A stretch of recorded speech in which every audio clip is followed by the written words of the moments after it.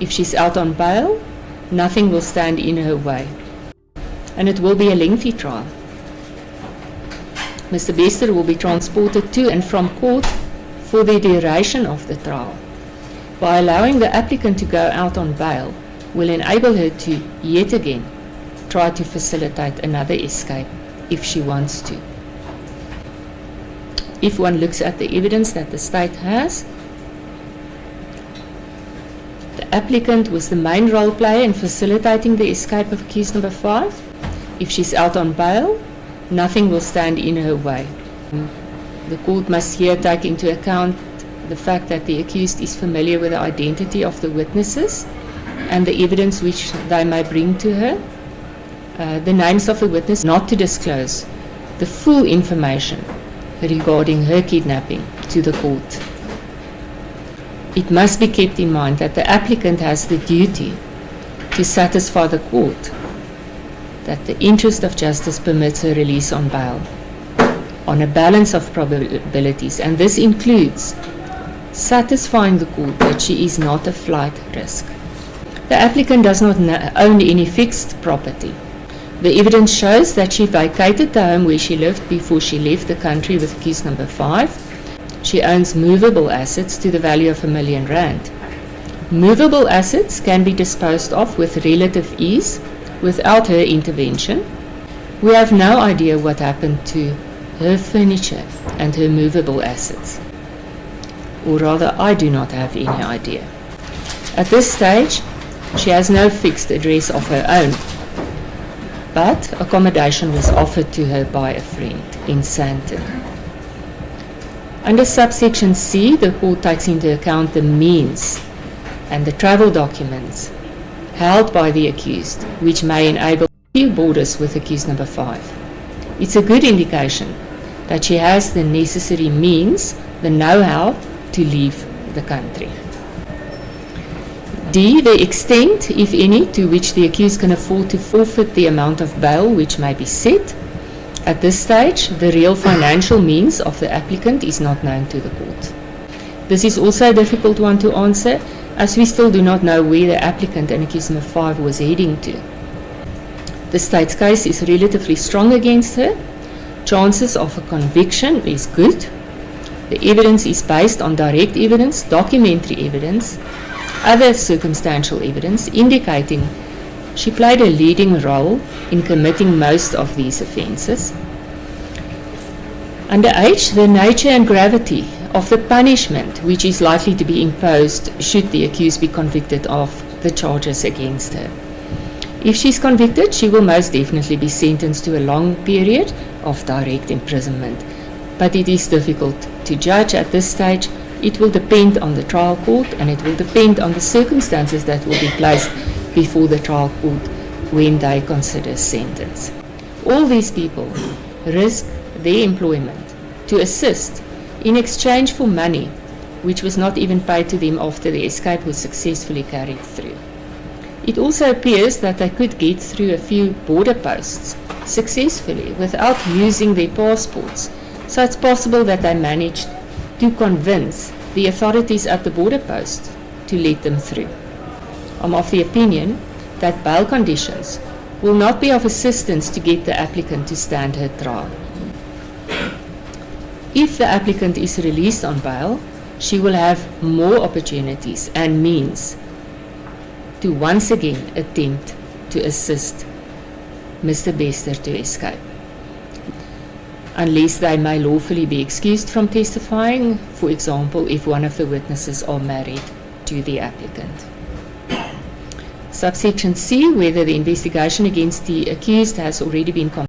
I take into account that the applicant is detained in a correctional facility where she's taken well care of. Whenever she appeared before me, she appeared to be well groomed and in a good state of health. I'm confident that all her reasonable needs are met during her period of detention. I never received a complaint from her regarding the circumstances under which she is being detained. I did, however, receive a complaint regarding her transportation to the court from the facility. But this aspect was addressed, and I accept it was suitably resolved because I did not receive any further complaints. As far as her children are concerned, they are with the biological father. It's always sad that children should be separated from case number 5. When she left, she knew that she most probably will not return.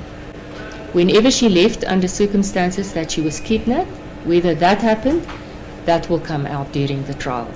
At this stage, all the evidence available points in the direction that she left voluntarily.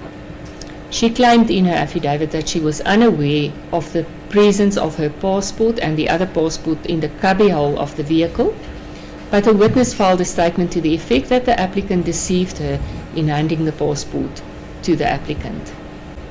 The fact that they did not leave with one of the applicant's vehicles, but in a rented vehicle, which they used to leave in the country, is also an indication that they intended to leave the country so that they would not be traced, to wipe out any trace of them.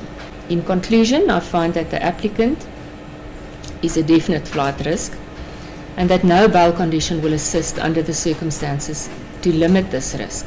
I find that she did not satisfy the court that it's in the interest of justice for her to be released on bail. Therefore, her application to be released on bail is refused. As it please,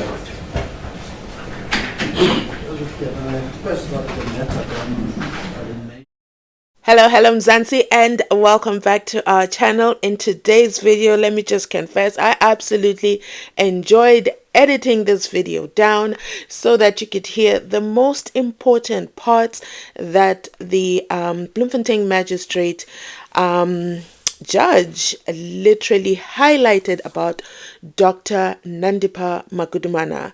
What actually stands out in a lot of what the judge said is, it sort of felt like a pre-trial and kind of foreseeing the future in terms of, is Dr. Nandipha Magudumana guilty based on the evidence so far? Keep in mind the evidence has not yet been, the investigations have not yet been concluded, but just with what is there, of course, the judge said allegedly, and that she wasn't going to use the word allegedly here and there. So everything I'm about to say is allegedly as well. I mean, if a judge can say it once and it's applicable throughout her sentencing or her decision, same applies for myself.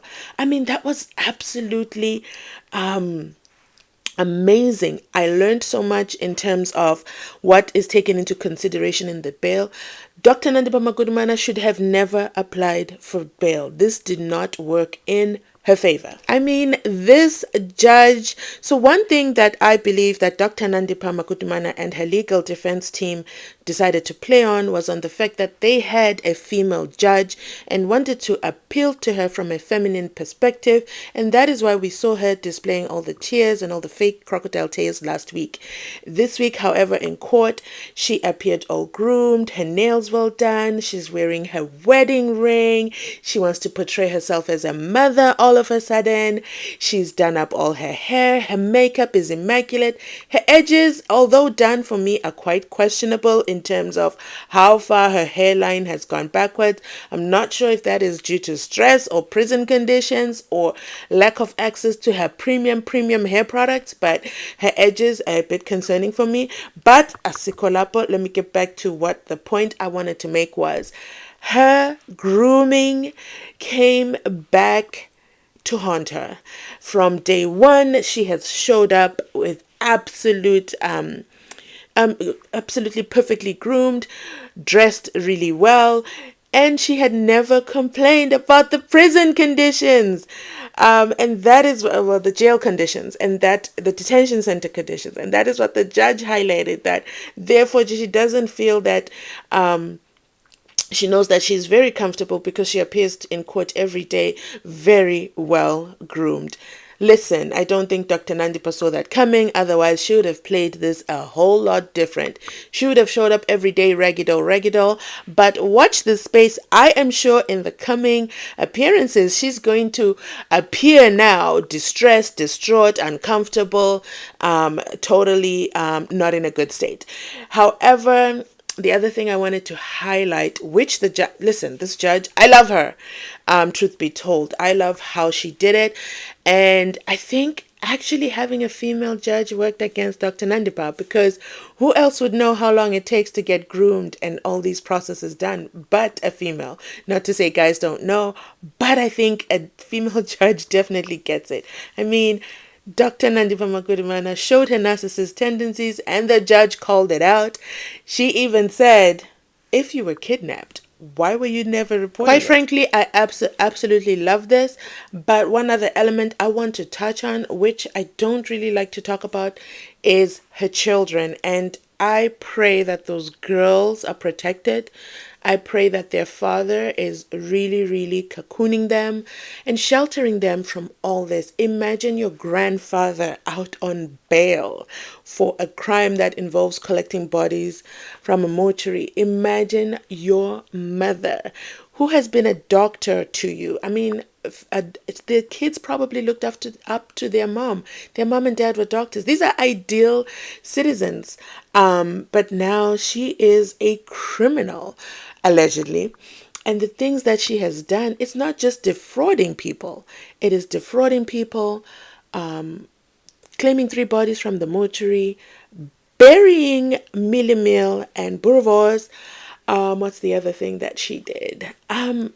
Escaping the country successfully as the judge. Listen, I love this judge. She said you successfully went into all these countries and your passports show no entry anywhere. You guys left the country in a rented car and did not want to be traced.